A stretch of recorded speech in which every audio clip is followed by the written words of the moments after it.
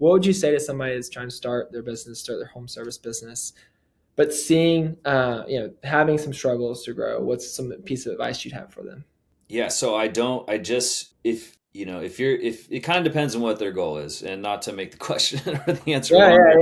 yeah, yeah, I think if it's something that you want to do and you just you want to go self-employed, do it on your own. I mean, you can get a rake and a bucket and a car and a few $1,000s and start advertising. You're going to yeah. have to roll that money that you do make right back into ads for a few months, it's kind of depending on what niche you're in. But then, once you get to 50 or 100 clients, I mean, if you've got 100 clients and they're paying you $100 a month on average, I mean, you have a six-figure business right there. Yeah. And you alone could go do that and run that and be fine. But if it's something that you want to grow, it really is no different than create an LLC, get insurance, like go through the pieces to make it legit. Because Yeah. we've been bitten on a job. I got bit on a job and it was bad. So that's a side story. But that was by no means like my fault. So Yeah.